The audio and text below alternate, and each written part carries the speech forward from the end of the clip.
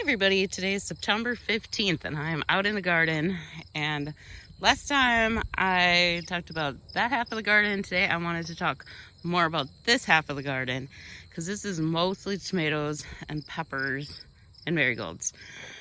So I may have already talked a little bit about them, but let's start again. I keep running out of space, so that's why my videos have ended quite abruptly the last few times, but I think I've got that fixed a little bit.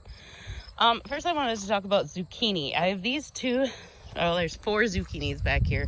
Really only 2 that I've gotten anything off of. The other 2, I think they're like at as far as my hose will reach, so I think I just keep not watering them enough. But these 2 are growing good, and I've gotten some zucchini off of them, and then I have like 6 other plants over there, and I made some delicious zucchini boats. That was like Italian sausage, red peppers, zucchini from inside the zucchini, and there was a couple other things. Oh, garlic. So I used garlic from the garden. All of that, and then I had also made some mild salsa that turned out wonderful. And I put that in it, and then some cheese. And then you put it all, you cook that all up on the stove, and then you put that back into the shell of the zucchini, and then cover that. You can cover it with breadcrumbs and Parmesan, or I had a gluten-free friend coming over, so I just put some mozzarella and Parmesan on it, and those were absolutely delicious. Oh, they were great. So that's just a really great idea to do with zucchini if you have a lot of it. I don't have a lot of it, unfortunately. I would like to make some more boats, but I don't have a ton. There's just enough. So that's what's going on with the zucchini. But what I wanted to mention the most about the zucchini is I planted these super late. First of all, I had a problem with them. I accidentally killed all the seedlings by not watering them overnight, one night, and the little trays, and they all died. It was very sad. So then I had to start over again from seeds. The first seeds, I think they came up, but something ate them. The second ones are the ones I fried out in the tray, and then these were the third ones I've planted by seed, and they didn't get in until almost August, and they did great. They did wonderful. I got zucchini. They're very good. But I do not have any squash bugs. I have squash bugs up by my house right now, just like on the deck, but there are no squash bugs in these plants yet. Knock on wood. So that is, I guess that's a plus to starting late. I'm pretty happy about that because I had such a problem with them last year. And right now, I think I've eaten enough zucchini that if they would come out now, I would be fine. So that is a plus for starting zucchini late. Although they need to be out here earlier. They do. I think they bring a lot of pollinators and stuff with those great big giant flowers.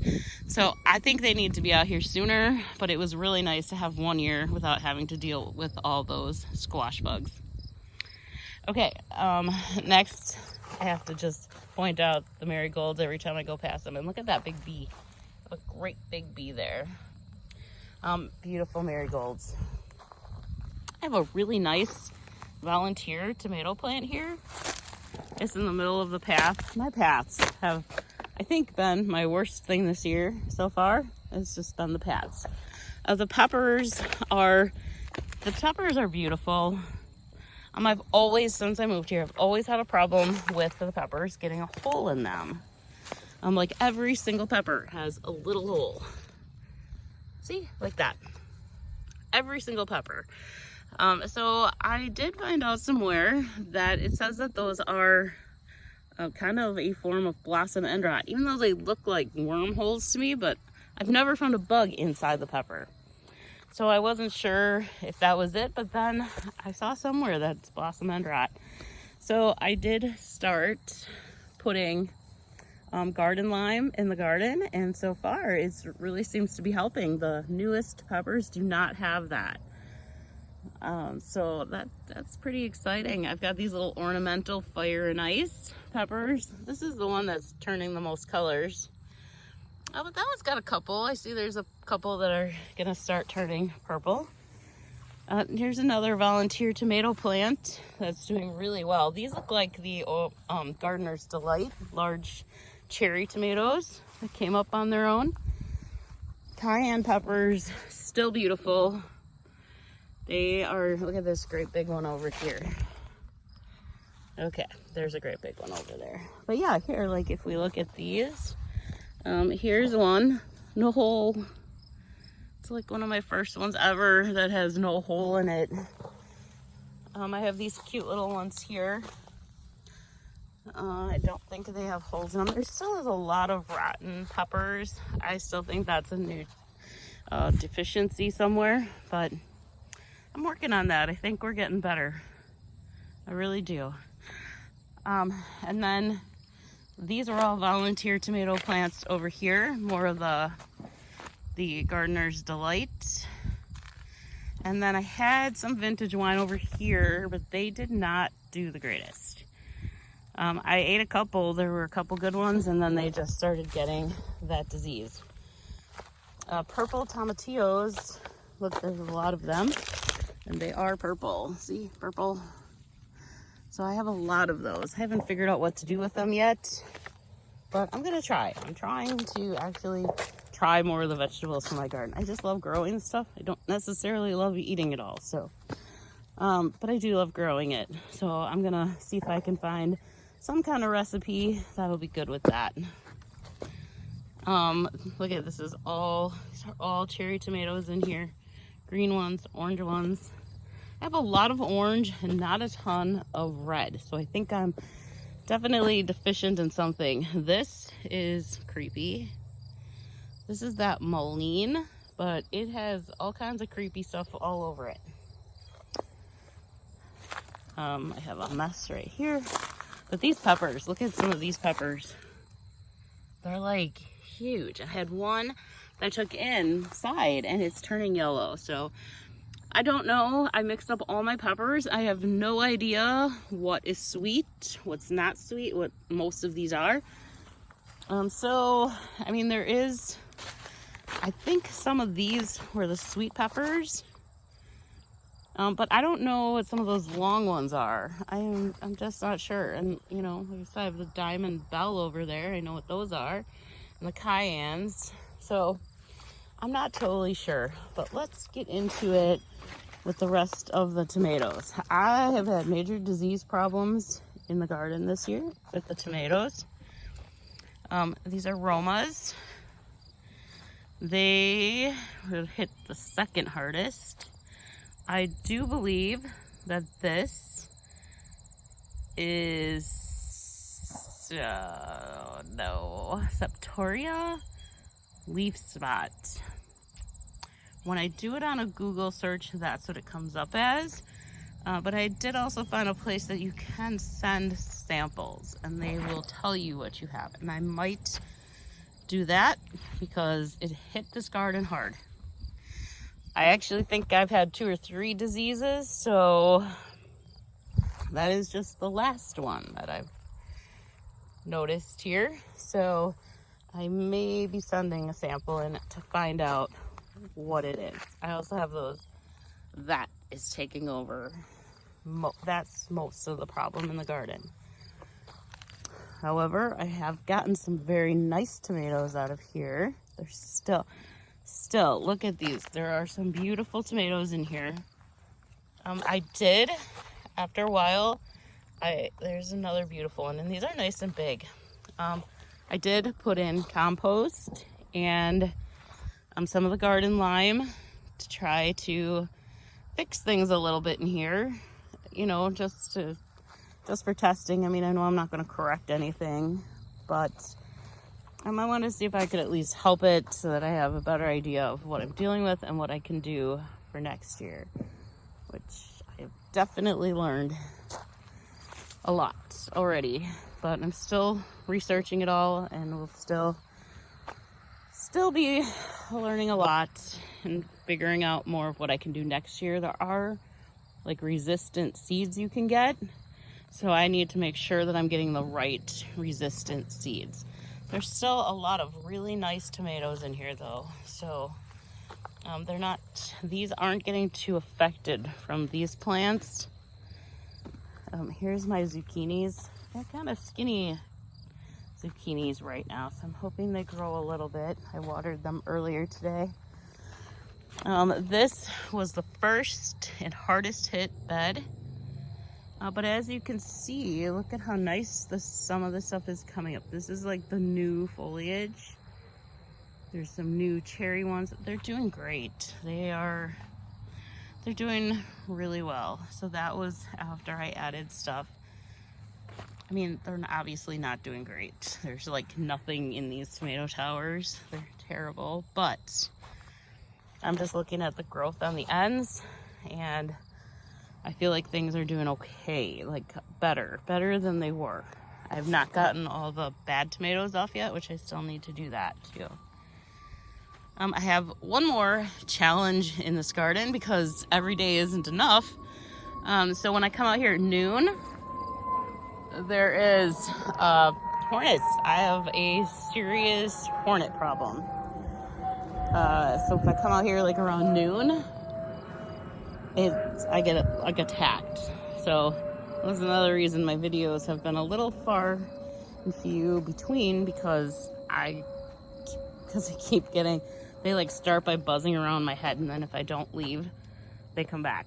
I mean, they just keep, more and more of them come out from wherever they're coming out from. I don't know where they would have like a hive, so I'm thinking it has to be underground, and I must be stepping on it somewhere that I just don't know about, because they'll start with just a couple when I get out here, and then after a few minutes there's a whole bunch swarming around me. So that's not good. So I have to wait till a little bit later in the day to come out here, and then they're usually gone by then.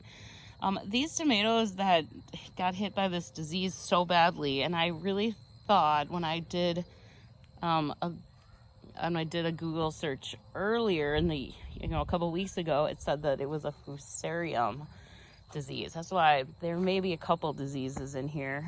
So and then I was also thinking, the neighbor that the farmers that are next door,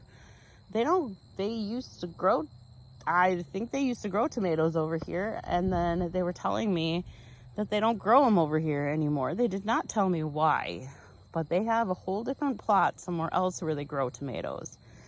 And I just thought, oh well, they grow so much, they needed more space. But now I'm wondering if they were having disease problems over here also, and that's why they moved them to another area. So I don't know if I'm doomed here or if I can fix all this, but I'm definitely going to be looking into it because I love my tomatoes and I like growing a lot of them. And so I definitely need to do something to fix this problem. And these tomatoes, these were a new one that I grew this year, the Hungarian paste, and I absolutely love them. They were like some of the best tomatoes ever for making salsa. I have not made much sauce yet. I've made some, I just have not eaten it yet, so I think it's good. But I used quite a few of these Hungarian paste before they got bad, or when I got some that were still okay. And it's delicious, like absolutely delicious. So I think those are some of my favorite now.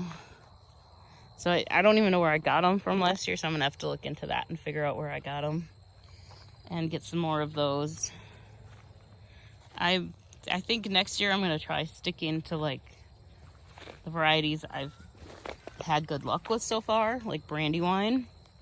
These are my Brandywine tomatoes, and they are doing great. In here at Kellogg's, I have not gotten a Kellogg's tomato yet. There are tomatoes, they're all over here, but I have not eaten any yet. They have not started to turn red yet. I may have taken one in. Maybe I did take one in. And then here is all the tomatillos. There's so many, there's just hundreds. Those are still the purple ones. And then these are all the green ones are on this side. And these things are huge. So I'll definitely do something different with these next year. I will not be putting them by tomatoes, because they're ginormous and plants are just wildly out of control. I think I have my jalapenos down there and I can't get to them. I can't see them, and I'm gonna lose those. And then I have, these are Romas, I think, over here. And I thought these were some disease resistant ones, but they don't look very disease resistant right now. I mean, everything's still pretty green over here. Maybe these are the Romas. These might be, oh, looks like there's a couple more of the Hungarian paste ones over here. So I hope I can get a couple more off of these. So that's how everything is going over here. Tomatoes they're doing okay. I'm like getting tomatoes as long as I get out here every day and I grab them as soon as they start changing. And then these tomatoes are, the first year I grew tomatoes, I had a lot that started changing and it took them months in the house to turn red.